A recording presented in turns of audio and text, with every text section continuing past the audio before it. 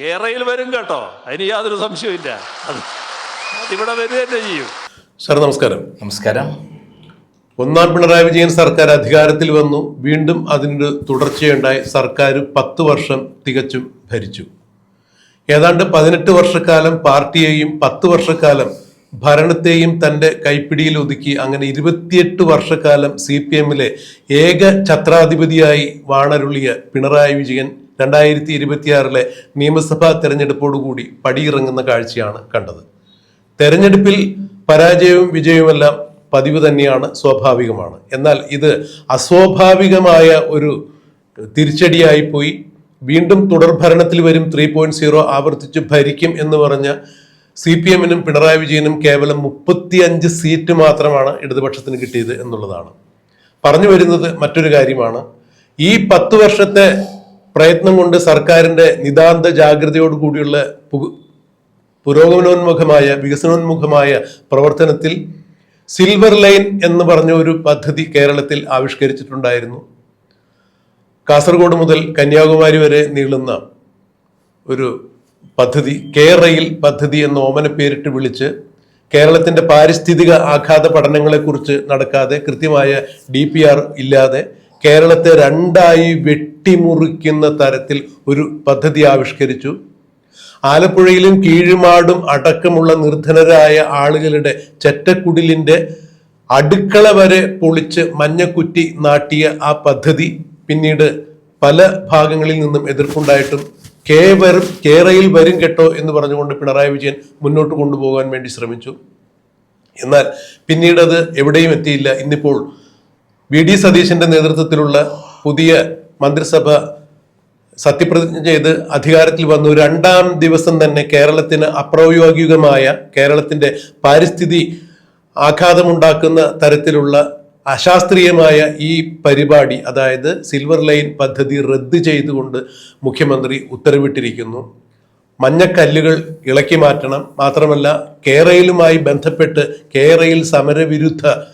കെ-റെയിൽ വിരുദ്ധ സമരസമിതിയുടെ പേരിലെടുത്ത് എല്ലാ കേസുകളും റദ്ദ് ചെയ്തുകൊണ്ട് സർക്കാർ ഉത്തരവിട്ടിരിക്കുന്നു. ഇത് പിണറായി വിജയനും CPM-നും വലിയ തിരിച്ചടി തന്നെയല്ലേ നൽകിയിരിക്കുന്നത്? എന്താണ് ഒരു മുതിർന്ന മാധ്യമ പ്രവർത്തകൻ എന്ന രീതിയിൽ സാറിന്റെ അഭിപ്രായം? അതായത് 3-ാം മന്ത്രിസഭ വരാത്തതിന് വലിയ കുറ്റങ്ങളൊന്നും കണ്ടെത്താത്ത ഒരാളായി മാറിയിരിക്കുകയാണ് പിണറായി വിജയൻ. ഇന്നലെ അദ്ദേഹം പറഞ്ഞത് 3-ാമതും വരുമെന്നാണ്. 81-ാമത്തെ വയസ്സിലാണ് അദ്ദേഹം നിൽക്കുന്നത്. ഈ 81 വയസ്സുകാരനായ പിണറായി വിജയൻ അങ്ങനെ പറയുന്നത് ഒരു ആവേശം തന്നെയാണ്. പക്ഷേ ഈ 10 വർഷം കൊണ്ട് കേരളത്തിൻ്റെ CPM-ന്റെ അടിത്തറ തന്നെ തകർത്ത് കളഞ്ഞ ഒരാളാണ് പിണറായി വിജയൻ എന്ന് അദ്ദേഹത്തിന് ഇപ്പോഴും ബോധ്യമില്ല എന്ന് തോന്നുന്നു. ബോധ്യമില്ലാത്തത് കൊണ്ടാണോ അല്ലെങ്കിൽ നടിക്കുന്നത് കൊണ്ടോ ആണോ? ഉറക്കം നടിക്കുക എന്ന് പറയുന്നൊരു സംഭവം ഉണ്ടല്ലോ. ഉറങ്ങുന്നവനെ വിളിച്ചുണർത്താം, ഉറക്കം നടിക്കുന്നതിനെ നമുക്ക് വിളിച്ചുണർത്തിയിട്ടും കാര്യമില്ല. അപ്പം ഉറക്കം നടിച്ചുകൊണ്ടിരിക്കും. ഇത്രയും തട്ടിപ്പുകളും വെട്ടിപ്പുകളും ജനദ്രോഹ നടപടികളൊക്കെ എടുത്തിട്ടും പിണറായി വിജയൻ ജനങ്ങൾ ഇനിയും പറ്റിക്കപ്പെടും, താൻ പറയുന്നത് വിശ്വസിക്കും എന്നുള്ളതാണ്. കേരളത്തിലെ ഏറ്റവും അധികം പിണറായി വിജയന്റെ വാക്കുകൾ വിശ്വസിക്കാത്ത ആളുകൾ ഇപ്പോൾ CPM-ന്റെ അണികളാണ്. അവരാണ് ഇത്തവണ മാറ്റി വോട്ട് ചെയ്ത് പിണറായി വിജയനെ തോൽപ്പിക്കാൻ മുൻകൈ എടുത്തത്. കാരണം പിണറായി വിജയൻ മാറണം, പിണറായി വിജയന് പകരം ശക്തനായ ഒരു വിഷനുള്ള ഒരു നേതാവ് വരണം, അത് VD സതീശനെ വരണം എന്നുള്ള തീരുമാനമെടുത്ത് ജനങ്ങളാണ്. അത് കൃത്യമായി തന്നെ ജനങ്ങൾ വോട്ട് ചെയ്തു. അതിൻ്റെ പ്രതിഫലനമാണ് ഇപ്പോൾ തുടക്കത്തിൽ തന്നെയുള്ള ജനക്ഷേമപരമായ കാര്യങ്ങൾ ചെയ്തുകൊണ്ട് ജനങ്ങളെ വെറുപ്പിച്ച ചില കാര്യങ്ങളിൽ നടപടി എടുത്തുകൊണ്ട് VD സതീശൻ രംഗത്ത് വന്നിരിക്കുന്നത്. അതിൻ്റെ ഏറ്റവും അധികം പ്രധാനപ്പെട്ട ഒരു സംഭവമാണ് കെ-റെയിൽ എന്ന് പറയുന്നത്. 600 കേസുകൾ അതിൻ്റെ പേരിലുണ്ട്. പല പാവപ്പെട്ടവരുടെ വീടുകളിലുമാണ് അടുപ്പിൻ്റെ ഒക്കെയാണ് ഈ മഞ്ഞക്കുറ്റി സ്ഥാപിച്ചത്. അങ്ങനെ എന്തുമാകാം. ഇവിടെ പരിസ്ഥിതി തകർന്നാലും തകർന്നില്ലെങ്കിൽ തനിക്കൊരു പ്രശ്നമല്ല. തനിക്ക് ആയിരക്കണക്കിന് കോടി രൂപ ലാഭം കിട്ടുന്ന പരിപാടിയാണെന്ന് കണ്ടാൽ കേരളത്തെ വിഭജിക്കല്ല, ആരുടെ വീടാണെങ്കിലും തകർത്തിട്ടാണെങ്കിലും അവിടെ മഞ്ഞക്കുറ്റി സ്ഥാപിക്കാൻ പിണറായി വിജയൻ പോലീസിനെ കയറൂരി വിട്ടിരുന്നു. പക്ഷെ അതൊന്നും കേരളത്തിൽ നടക്കില്ല എന്ന് ജനങ്ങൾ കൃത്യമായി തെളിയിച്ചു. ഇനി ആ അധ്യായം പൂർണ്ണമായി അടഞ്ഞിരിക്കുകയാണ്. CPM എന്ന് പറയുന്ന ഒരു അധ്യായം അടഞ്ഞിരിക്കുകയാണ്. അല്ലെങ്കിൽ അതിനത്ര മാത്രമുള്ള ശക്തനായ ഒരു നേതാവ് CPM-ൽ വളർന്നു വരണം.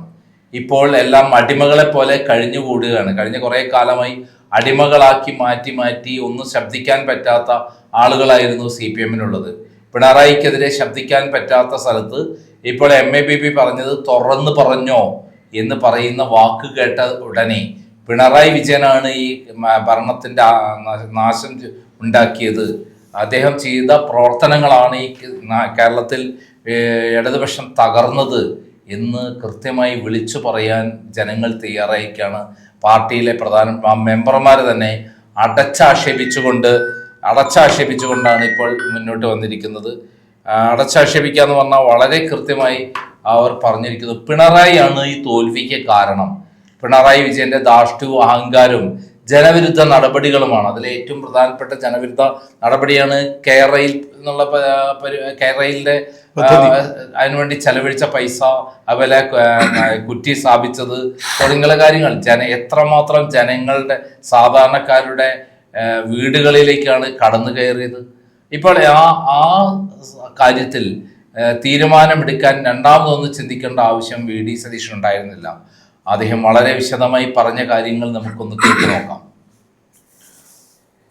സാറേ, ഈ വികസനോന്മുഖമായ പാതയിലൂടെ ഇടതുപക്ഷ സർക്കാർ സഞ്ചരിക്കുന്നു എന്ന് പറയുമ്പോൾ കേരളത്തിൽ അങ്ങോളം ഇങ്ങോളം സഞ്ചരിക്കണം, സഞ്ചാര സ്വാതന്ത്ര്യം ഉണ്ടാകണം. അതായത് അത്യാവശ്യം അമിത വേഗത്തിൽ തന്നെ എത്താൻ പറ്റിയ ഇടങ്ങളിൽ എത്തിയാലേ സമയമാണ് വിലപ്പെട്ടത്, പുരോഗമനം അങ്ങനെ മാത്രമേ വരൂ എന്നാണ് പറഞ്ഞിരുന്നത്. ഈ CPM-ന്റെ സംസ്ഥാന സെക്രട്ടറി MP ഗോവിന്ദന്റെ വിവാദപരമായ എന്നാൽ പരിഹാസദ്യോതകമായ ഒരു പ്രസ്താവന കൂടി കെയർറെയിലിനൊപ്പം ചേർത്ത് വായിക്കാൻ പറ്റും.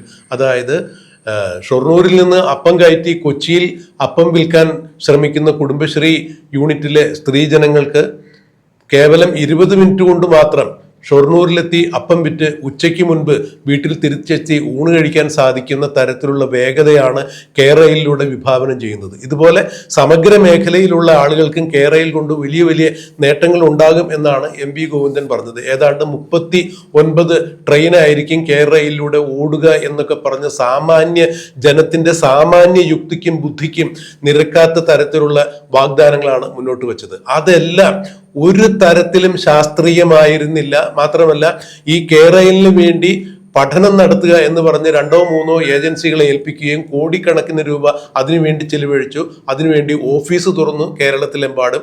അതിനുവേണ്ടി മഞ്ഞക്കുറ്റി നാട്ടുന്നതിൽ വരെ ലക്ഷക്കണക്കിന് രൂപയുടെ അഴിമതി നടന്നു എന്നുള്ളത് നമ്മൾ ഉൾപ്പെടെയുള്ള മാധ്യമങ്ങൾ റിപ്പോർട്ട് ചെയ്തതാണ്. എന്നിട്ടും യാതൊരു തരത്തിലുള്ള പാരിസ്ഥിതിക ആഘാത പഠനങ്ങളും നടത്താതെ കെയർറെയിൽ വരും എന്ന് പറഞ്ഞുകൊണ്ട് ഈ മുഖ്യമന്ത്രി, അതായത് സ്ഥാനമൊഴിഞ്ഞ മുഖ്യമന്ത്രി പിണറായി വിജയൻ കേരളത്തെ കബളിപ്പിക്കുക തന്നെയായിരുന്നു. തൃക്കാക്കര ഉപതെരഞ്ഞെടുപ്പിലാണ് ഈ കാര്യം അടിവരയിട്ടുകൊണ്ട് മുഖ്യമന്ത്രി പറഞ്ഞത്.